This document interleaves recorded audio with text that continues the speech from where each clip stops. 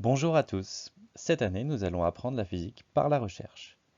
Enseigner la physique par la recherche, qu'est-ce que ça veut dire? Et pourquoi apprendre de cette façon-là? C'est ce que nous allons voir dans cette vidéo. Cette vidéo va nous permettre d'introduire un certain nombre d'outils pédagogiques que nous allons détailler dans d'autres vidéos afin de vous aider à organiser votre travail et ainsi favoriser vos apprentissages pour un maximum de réussite.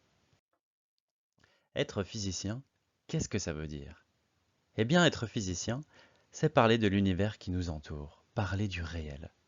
Et parler du réel, ça veut dire l'observer, le décrire, le modéliser, puis communiquer sa découverte et encore inventer.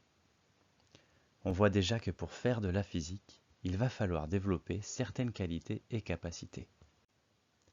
Faire de la physique, ça demande quelques connaissances, beaucoup de savoir-faire technique, comme par exemple calculer, savoir écrire une formule brute en chimie.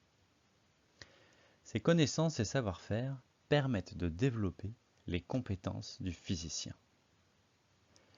Mais faire de la physique à l'école, c'est-à-dire apprendre à faire de la physique, cela nécessite quelques savoir-faire en plus, comme prendre des notes, apprendre, s'organiser, travailler seul ou à plusieurs, etc., etc. Et pour apprendre à faire de la physique, cela implique de savoir apprendre. Et savoir apprendre, c'est devenir autonome dans son travail. Être autonome dans son apprentissage, c'est savoir se poser des questions, proposer, et si on a faux, se corriger. Devenir autonome, c'est aussi savoir s'organiser, ou encore savoir solliciter. Finalement, enseigner la physique à l'école, eh bien c'est articuler toutes ces problématiques. Apprendre par la recherche, c'est d'abord ancrer les apprentissages dans le réel, puis accepter de faire des erreurs, comme tout chercheur, et les corriger grâce au retour ou au feedback de ses collaborateurs. Ancrer dans le réel, ça veut dire qu'on va partir de problèmes concrets, à partir desquels les notions et savoir-faire vont être introduits. Ces notions et savoir-faire vont être approfondis justement grâce au feedback. Le feedback, cela permet en fait un accompagnement le plus personnalisé possible, soit par le prof, soit par les pairs.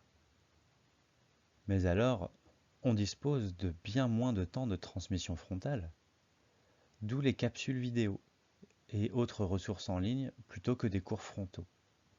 C'est l'un des principes de la classe inversée.